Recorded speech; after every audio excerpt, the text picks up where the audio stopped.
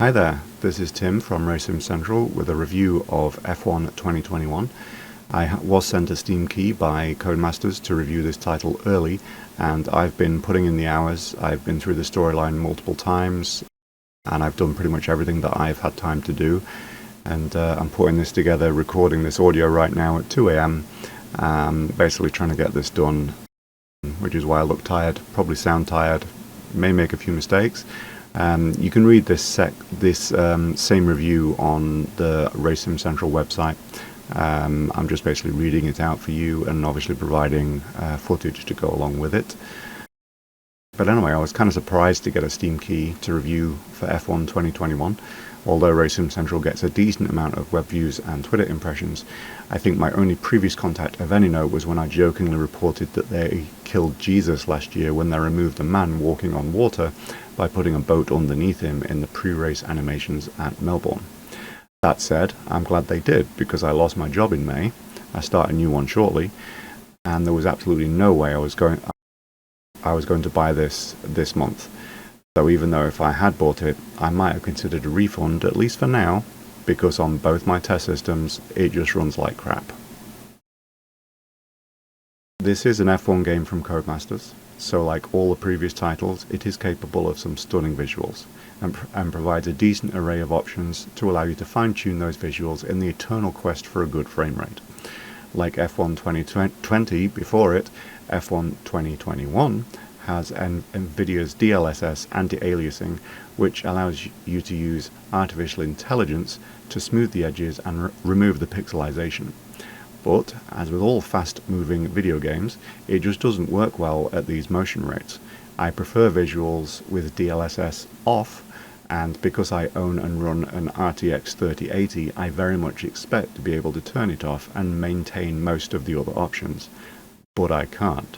I had to turn down quite a few options without DLSS, and it makes me wonder whether some studios like Codemasters have given up optimizing their titles at all. That said, it still is very pretty with the eye candy turned down. It's just not what I want or am happy with. The biggest problem I have with the graphics from a game design perspective is the wet weather visuals. What happened? They've always looked absolutely fantastic in the Codemasters F1 series, and all of a sudden there's hardly any spray and frankly hardly any atmosphere to a wet race. This is a major step back for those wanting more realism. I don't use VR right now, but the lack of it will be reason enough for many hardcore sim racers to bypass this product, especially while the halo obscures the view on standard displays. You can turn the vertical bar off, but that just looks worse to me. In 3D, the VR allows you to effectively see around the halo and makes it much less annoying. It really is a shame to see this not implemented yet again. Poor performance is why I would probably refund F1 2021 right now. F1 2020 suffered from extremely bad micro stutters and short freezes until its third or fourth patch on my systems, and in F1 2021 they're back. But on my main machine it's worse this time. I contacted other people who I knew had early access, and one other suffers from the same issues. I'm getting a decent frame rate, my frame times are good, but the game has these annoying little freezes that at best ruin your concentration and at worst put you off the track. The problem doesn't seem to affect all tracks, but it does seem to be on the exact same tracks F1 2020 had this issue, and in the exact same turns. We were asked if we had any question for the development team prior to publishing our reviews, and I specifically asked whether they expected performance to improve or whether there was going to be NVIDIA Game Ready drivers released that might fix all my issues. I did not receive a response, so I have to assume the worst and hope for the best. You may not have any issues at all, but both of my machines do. F1 2021 feels like a reasonable advancement over F1 2020 for what are largely the same specification, and in some cases exact same cars. Don't expect groundbreaking advancement, but I do feel like after putting in the time to allow my brain and muscle memory to adjust, it is a decent driving experience.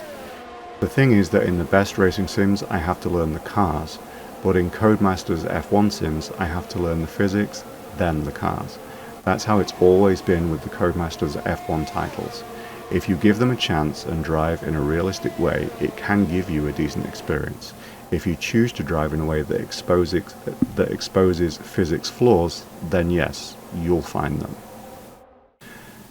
F1 2021 has a full array of support for all relevant controllers when driving, and it supports assigning of controls, but they neglected to support a mouse in their menus yet again. This means that PC users have this constant need to know what the assigned number is of each button on whatever controller they're using just to navigate the menus. At this point, it's inexcusable, and there really should be no reason why a studio this large with this many resources can't get this done.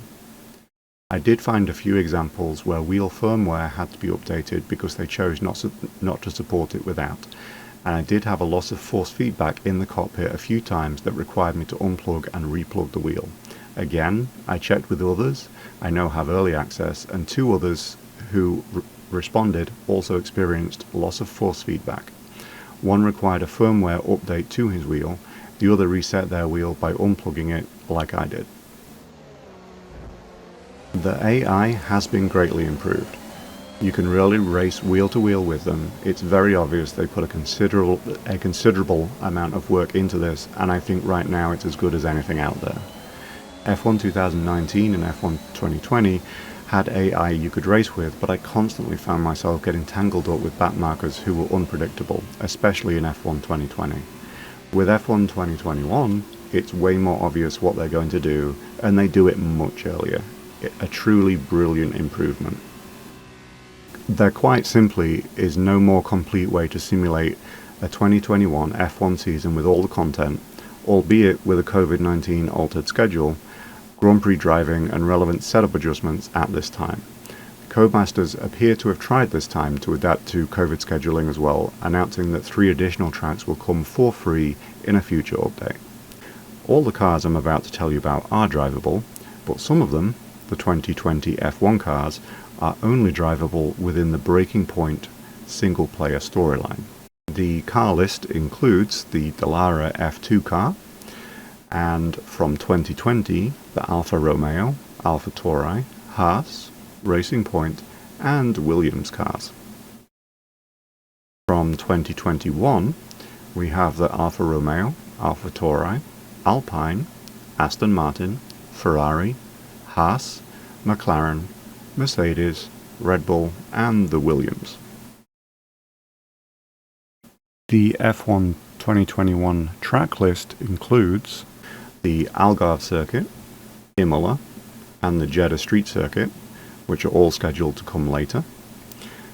We have the Mexico City course, we have Interlagos, we have Monza, we have Baku, Bahrain, Barcelona, Monaco, Spa, Montreal, Circuit of the Americas, Zandvoort, the Hungaroring, Marina Bay Street Circuit, Melbourne GP Circuit, Paul Ricard, the Red Bull Ring, Shanghai, Silverstone, Sochi, Suzuka, and the Yas Marina Circuit as well. The Breaking Point single-player storyline begins with F2 in 2019 and continues through 2020 and 2021 in preset scenarios with cutscenes before, within, and after the races. The only thing that this storyline struggles with is the fact that the characters are fictional. I feel if they were able to place real drivers into any of these roles, I think it would be taken a lot more seriously, and people wouldn't want to use the word cringe so much when talking about it. The story is filled with drama, the same kind of drama you could see on Netflix's Drive to Survive each season, and without spoiling the storyline too much, you can watch my non-commentary playthrough of the first 2 chapters, which runs for about 50 minutes if you don't have to restart any of the scenarios. There are 16 chapters in total, and the later ones you should expect to have to retry a few times to make an objective. The main piece of advice I have on this is to not choose too easy of a difficulty, because there is no benefit in the storyline from destroying the competition. Challenge yourself and enjoy it. The fantastic My Team mode returns for F1 2021 with a few tweaks, but I am disappointed in the limited customization available for your team. I would much rather design my whole own livery like you see in many other sims, painting a template, rather than selecting from predetermined skins and fake sponsor logos that seldom fit the livery. The same goes for the driver suit, the helmet, and everything else.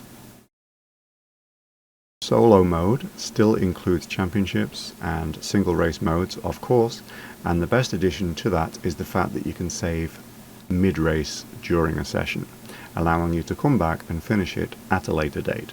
This is huge, and for me one of the best new features of F1 2021, along with the ability to save full race replays. Mid-race saving is facilitated by the full race replays, using the flashback feature that already existed to resume from the replay in the same way you can in rFactor 2 when viewing a replay.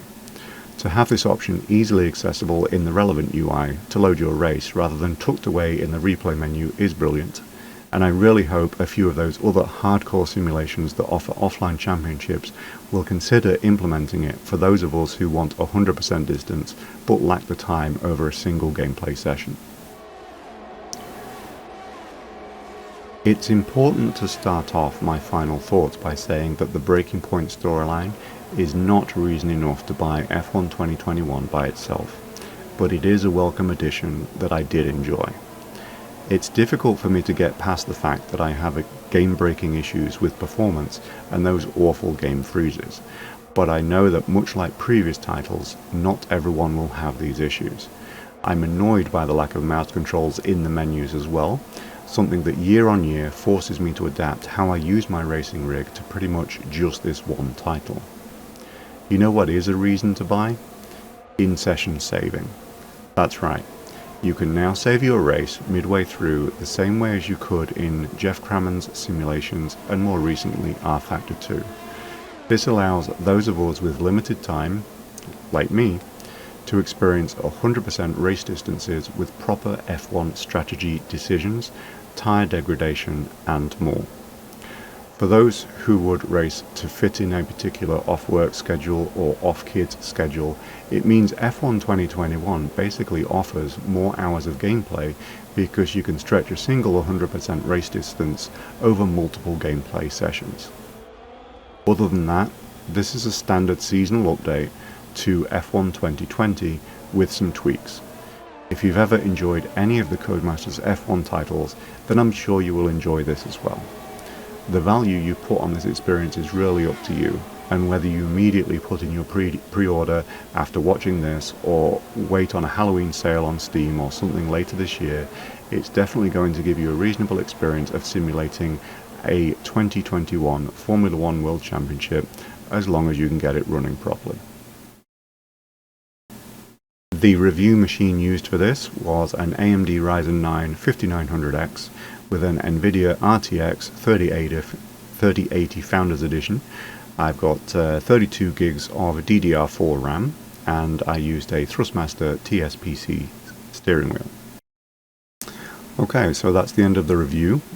Please leave a comment down below if you have tried it and disagree with anything. I'd be really interested to see other people's perspectives. But yeah, I hope you enjoyed the video. Hope it helped you make a decision, more importantly. And I'll see you on the next one. Thanks for watching. Bye bye.